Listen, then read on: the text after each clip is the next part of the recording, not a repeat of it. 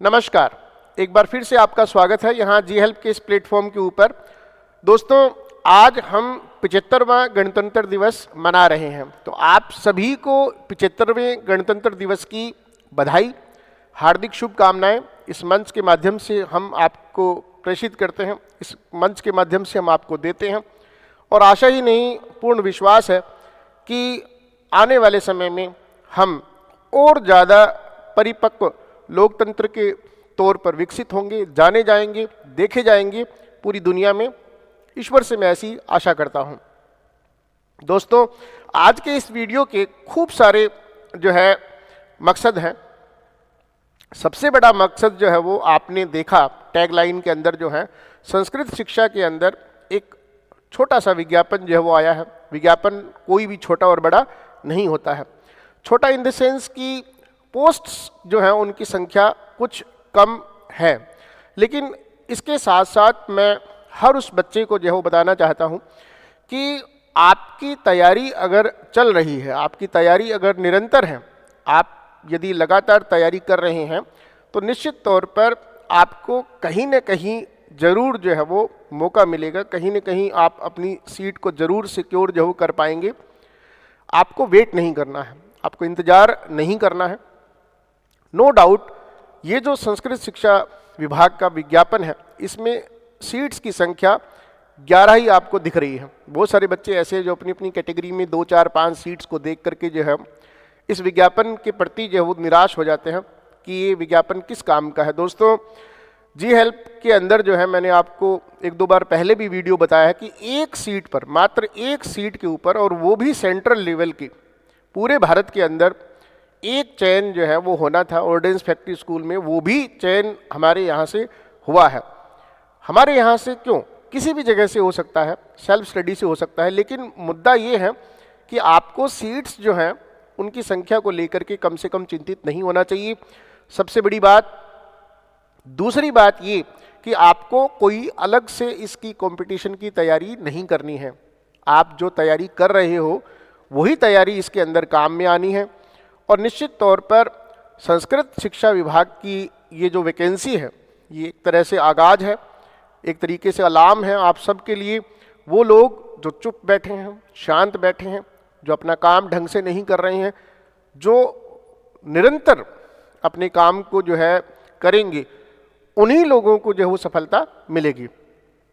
आपने हमारे बैनर में जो वो देखा कि एक विशेष बात जो है आप इस विज्ञापन में देखेंगे, इस नंबर ऑफ सीट्स के अलावा जो है हिंदी की 17 आपको दिख रही है ना, हो सकता है ना भी दिख रहा हो, इंग्लिश की 11 और संस्कृत साहित्य जो हो उसकी 4 हैं, सामान्य व्याकरण की 10 हैं, और इसके अलावा राजनीति विज्ञान की 1 पोस्ट और इतिहास की भी 1 पोस्ट पहली बार जो यहाँ पर देखने को मिल रही है। लेकिन मुद्दा जो है हमारा ये है, 31 तारीख से इसके फॉर्म जो हो भरे जाएंगे, 29 फरवरी तक जो है ये आपके फॉर्म जो भरे जाएंगे।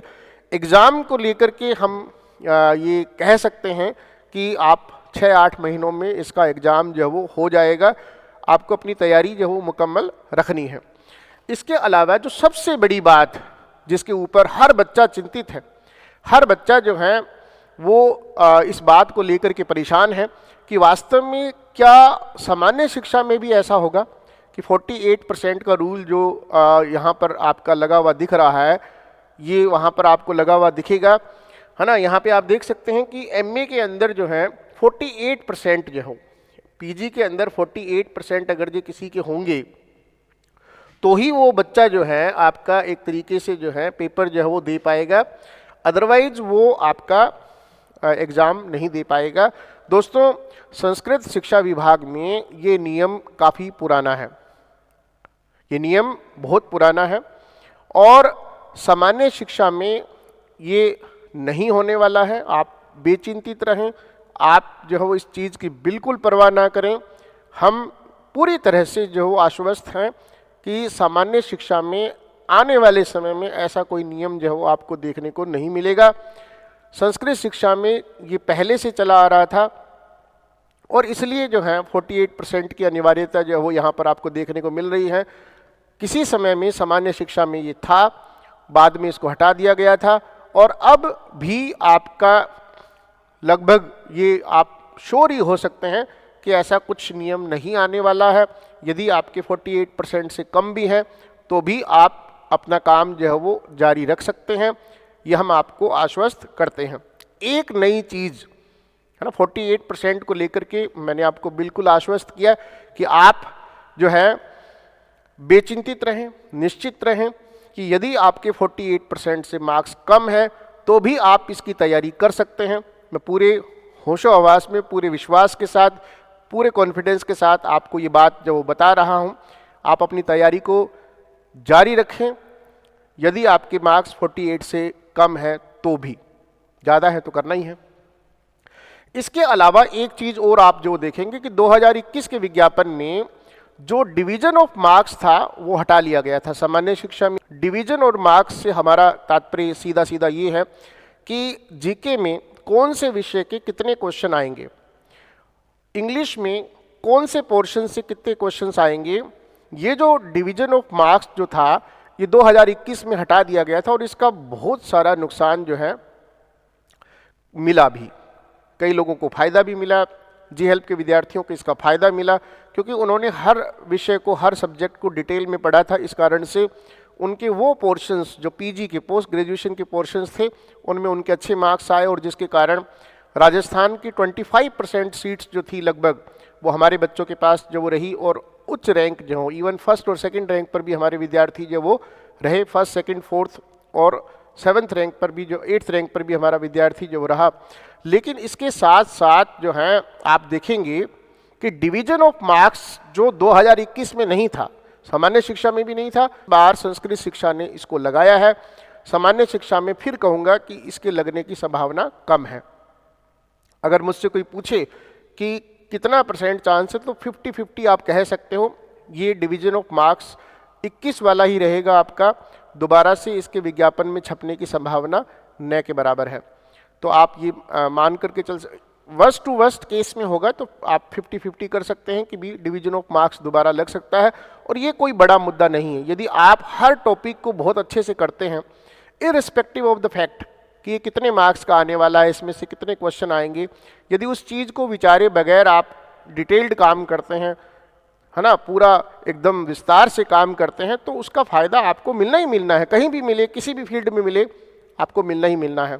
तो दोस्तों, ये आपका जो है वो डिवीजन ऑफ मार्क्स, जिसमें हिस्ट्री के 15 क्वेश्चंस आते थे, मेंटल एबिलिटी, रीजनिंग और मैथमेटिक्स जो है उसके 20 क्वेश्चंस जो हैं, करंट अफेयर के 10, जनरल साइंस, है ना, और इंडियन पॉलिटी और ज्योग्राफी के 15 और एजुकेशनल मैनेजमेंट के 15 क्वेश्चन यानी 75 ये आते थे। और इंग्लिश में ग्रामर 55 का आता था, ग्रेजुएशन लिटरेचर 55 का आता था, 10 नंबर पोस्ट ग्रेजुएशन लिटरेचर आता था और 30 साइकोलॉजी के क्वेश्चंस जो वो आते थे। तो संस्कृत शिक्षा में 2021 में जो डिवीजन ऑफ मार्क्स था वो हटा दिया था, अब दोबारा लगाया है। 48% का जो उनका क्लोज है वो पहले का है। सामान्य शिक्षा में 48% वाला क्लोज किसी हालत में नहीं लगेगा। रही बात डिवीजन ऑफ मार्क्स की, तो उस बारे में भी हम लगभग आश्वस्त हैं कि वो नहीं लगेगा।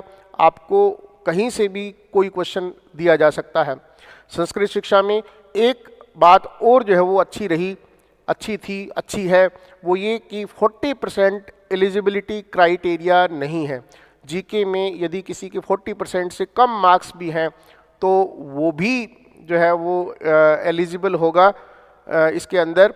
तो इसलिए ये भी इसका एक प्लस पॉइंट है। मुद्दा ये है, मेन इशू क्या है? मेन इशू ये है कि आपको अपना काम जो है वो जारी रखना है।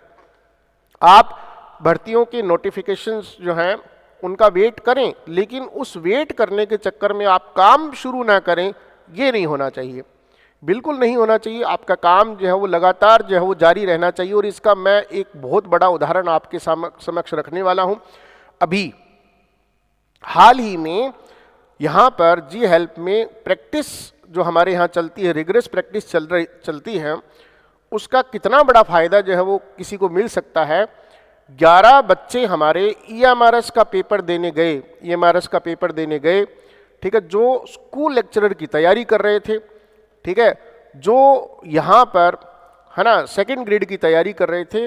उन 11 बच्चों में से जो है कुछ लगभग 6 के करीब जो हैं स्कूल लेक्चरर लगे हैं और 5 जो हैं वो सेकंड ग्रेड यानी टीजीटी जो हों लगे हैं ईएमआरएस के अंदर, जो एकलव्य मॉडल स्कूल के अंदर जो है। अब आप एक बात सोचिए, वो तैयारी कर रहे थे और तैयारी करते करते 1 महीना पहले वो उस एग्ज़ाम को देने गए और उस एग्ज़ाम का रिजल्ट जो है वो आ चुका है, ठीक है, और उस एग्ज़ाम में वो बच्चे सेलेक्ट हो चुके हैं।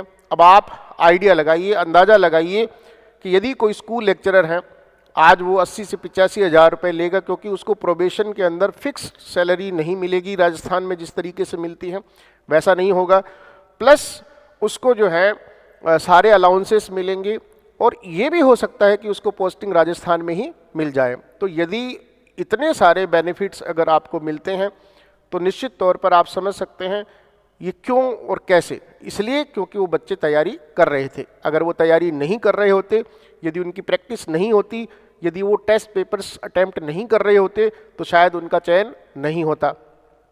इसके साथ साथ एक चीज़ और मैं देख रहा हूँ कि जो बच्चे न केवल स्मार्ट होते हैं, पढ़ने में होशियार होते हैं, स्मार्ट भी होते हैं, माने वो हर फॉर्म लगाते हैं, चाहे वो डीएसएसबी का हो, केवीएस का हो, एनवीएस का हो, ईएमआरएस का हो, और वो कहीं न कहीं जो है वो लग जाते हैं।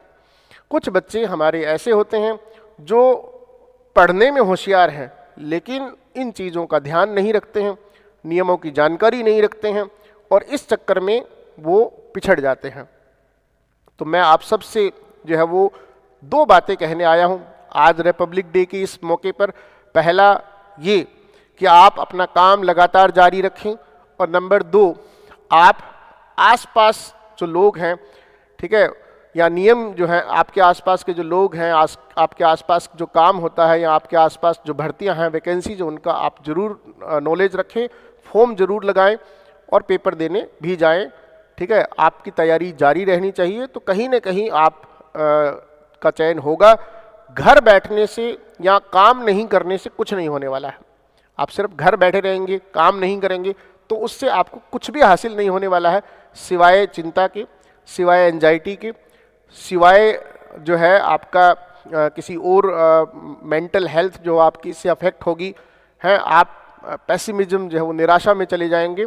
इसके अलावा आपको कुछ नहीं मिलने वाला है यदि आप निठल्ले बैठेंगे, यदि आप काम नहीं करेंगे। और यदि आप काम करेंगे, बिजी रहेंगे, प्रोडक्टिव वर्क के अंदर इंगेज रहेंगे तो आप घर परिवार की परेशानियां जो हैं उनसे भी दूर रहेंगे। आप अपना फ्यूचर जो है उसको भी सिक्योर कर पाएंगे और आप हर तरीके से स्वस्थ रहेंगे, खुशहाल रहेंगे। तो दोस्तों, आप सभी बच्चे अपना काम जो है वो करते रहें और निश्चित तौर पर एक चीज़ तो आपको समझनी है। मैंने अभी बीच में आपको बताया कि अपने आसपास के लोगों को देखें, तो आप देखिए कि कितने ऐसे बच्चे हैं, ठीक है, जो हमारे यहाँ से जो है वो तैयारी करके जो है वो लग रहे हैं, है ना। और बहुत सारे बच्चे जो है इस चीज़ के लिए भी कंप्लेन करते हैं हमें कि सर आपके चैनल पे सिर्फ जो है इंटरव्यूज़ जो दिखाए जा रहे हैं पिछले 2 महीने से। हम चाह कर के भी उन सभी बच्चों के इंटरव्यूज़ आपको नहीं दिखा सकते हैं। हमारे पास कम से कम 100 के करीब इंटरव्यूज़ जो हो पेंडिंग में जो हो चल रहे हैं। इतने सारे बच्चे अगर जो सिलेक्शन ले चुके हैं, अगर कोई हमारे लिए सिलेक्शन फैक्ट्री जो है वो टर्म या फ्रेज यूज करता है, हमें गर्व है इस फ्रेज के ऊपर जो हमारे लिए जो हो किसी ने कोइन की, तो कोई तो कारण होगा, है ना। कोई तो आप सोच सकते हैं, समझ सकते हैं कि कुछ तो होगा कि यहाँ से इतने सारे बच्चे लग रहे हैं। अदरवाइज आप कहीं भी किसी भी चैनल पर जाएंगे, आपको जो इन्फॉर्मेशन मिलेगी, जो अनाउंसमेंट मिलेगी, वो जनरली 2 तरह की होगी। अगर वास्तव में कोई भी चैनल है, न्यू बैचेज को लेकर के आपको अनाउंसमेंट मिलेगी, ऑफर्स को लेकर के जो हो आपको अनाउंसमेंट मिलेगी, ठीक है, आलतू फालतू जो चीज़ें हैं उनको लेकर के अनाउंसमेंट मिलेगी, है ना। और जो काम की चीज़ है उसको लेकर के कोई अनाउंसमेंट नहीं होगी। और आजकल जो है हम ये देख रहे हैं कि बच्चे हमारे समझदार हो रहे हैं, वो इन चीज़ों को समझते हैं, वो अपना भला बुरा जो है वो समझते हैं कि वास्तव में हमें क्या करना है और क्या नहीं करना है। लोकतंत्र का उत्सव आज हम मना रहे हैं। पुनः आपको रिपब्लिक डे की शुभकामनाएं। फिर हम मिलेंगे किसी नए वीडियो में किसी नई बात को लेकर के। आज का हमारा मुद्दा यही था कि 48% क्या सामान्य शिक्षा में लगेंगे? बिल्कुल नहीं लगेंगे। दूसरा मुद्दा ये कि क्या मुझे इसकी तैयारी करनी चाहिए, बिल्कुल करनी चाहिए, क्योंकि आपको अलग से कुछ नहीं करना पड़ रहा है। आप भूल जाइए कि इसके अंदर 1 सीट है कि 10 सीट है कि 11 है। यदि आप में दम है, यदि आप वास्तव में पढ़ने वाले हैं, यदि आप में इच्छा शक्ति है, यदि आप कुछ करने का जज्बा रखते हैं, कर सकते हैं, आप बिल्कुल कर सकते हैं। तीसरी और महत्वपूर्ण बात जो है, क्या डिवीजन ऑफ मार्क्स हमारा सामान्य शिक्षा में भी लग सकता है? बिल्कुल नहीं लगेगा, ठीक है, बहुत कम चांस है कि वो लगे। तो मैं अपनी बात यहीं पर जो ख़त्म करता हूँ, विराम देता हूँ अपनी बात को। फिर मिलेंगे एक नए वीडियो में नई बात को लेकर के। तब तक के लिए शुक्रिया, अपना ध्यान रखें, धन्यवाद।